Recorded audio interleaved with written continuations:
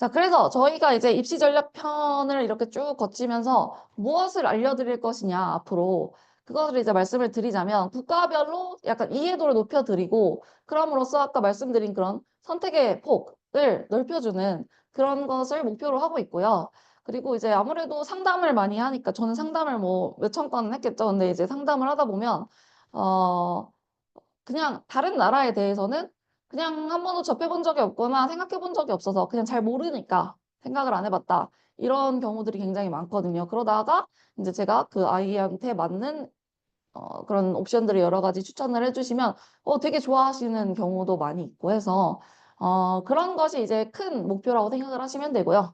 자, 그 다음에 이제 그러면 디테일하게는 어떤 것들이 있느냐 하면 나라별로 교육적으로 장단점이 분명히 있습니다. 이 나라는 어떤 아이들한테 맞고 이 나라는 어떤 아이들한테는 좀 안 맞고 이런 것들을 말씀을 드릴 거고요.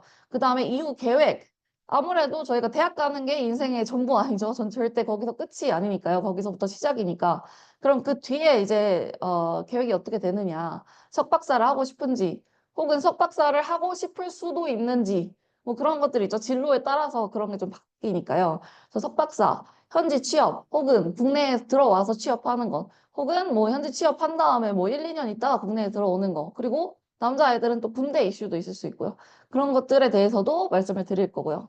그 다음에 어떤 성적이 필요하며 그러니까 IB, SAT, 뭐 AP 그리고 이 중에서 뭐 IB는 뭐 어떤 것들이 필요하고 이런 것들을 말씀을 드릴 거고 그 다음에 유효한 점수대 그래서 점수 같은 경우에는 저희도 되게 조심스러워요. 왜냐면 이게 공식 통계로는 뭐 이 점수면 이 대학을 들어올 수 있다. 이게 있으면 얼마나 쉽겠어요. 근데 이제 그런 게 아니고 거의 제가 그동안 쌓아온 데이터베이스랑 그다음에 이제 여러 가지 자료 리서치를 통해서 확보한 자료들 뭐 이런 것들을 기준으로 해서 유효한 점수대를 이렇게 알려드리는 거고 그것도 제가 그거에 대해서 얼마나 자신이 있는지를 같이 말씀을 드릴 겁니다. 그래서 뭐 이쪽은 제가 워낙에 많이 다뤄봐서 자신 있게 말씀을 드릴 수 있습니다. 이런 말씀을 드린다거나 아니면 이쪽은 워낙에 데이터가 많지 않아서 이거는 가이던스 정도로만 보시면 좋겠습니다. 라고 말씀을 드릴 거예요. 그래서 인터넷에 뭐 그런 글들 굉장히 많더라고요. 저도 한번 검색을 해보니까 뭐 이 점수면 들어간다, 이 점수면 들어간다. 정말 아닌 것들도 너무 많았고요.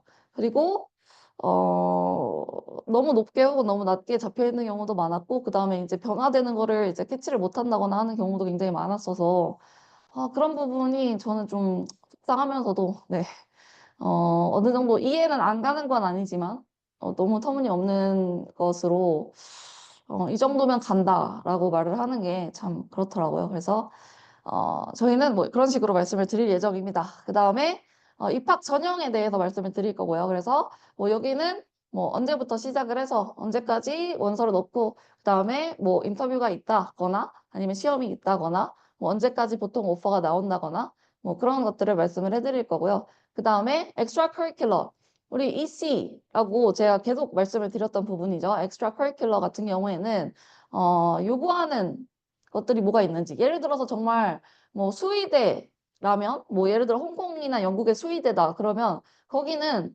딱 요구하는 엑스트라 커리큘러로서 이것을 무조건 채워야 한다라는 엑스트라 커리큘러로서 뭐 동물과 관련된 직접 관련된 경험을 이제 요구하는 경우가 많이 있거든요. 그러니까 뭐 예를 들어서 뭐 쉘터라든지 아니면은 뭐 동물병원이라든지 그런 데에서 경험을 하는 그런 것들이 이제 요구사항으로 되어 있는 경우가 좀 있어요. 그런 거라든지 아니면은 기대하는 이씨의 깊이와 넓이. 어떤 나라는 이씨가 조금 이것저것 하는 걸 좋아하고 어떤 나라는 전공과 무관한 건 아예 안 보고 뭐 이런 식으로 좀 다르다 보니까 그런 것들도 말씀을 드릴 거고요. 그다음에 전공별로 어느 나라가 어떤 전공이 좀 유리한지 이런 것도 말씀을 드릴 겁니다. 그래서 뭐 예를 들자면 경제학을 가지고 예를 들자면 경제와 경영을 가지고 예를 들자면 어, 영국에서는 예를 들어 경제학과가 훨씬 높은 과입니다. 경영학과보다 경제학과를 들어가기가 굉장히 어렵습니다. 근데 한국에서는 글쎄요 경영학과가 좀 더 경영학과가 아무래도 상경 계열의 거의 탑이라고 볼 수 있고 그다음에 또 캐나다 같은 경우에는 다른 전공들은 그렇게 어렵지 않은데 유독 경영학과가 좀 들어가기가 좀 수월하지 않은 그런 부분이 있습니다. 그래서 이런 식으로 다 나라마다 다르다 보니까 이런 것들도 특이점이 있으면 꼭 말씀을 드리도록 하겠습니다.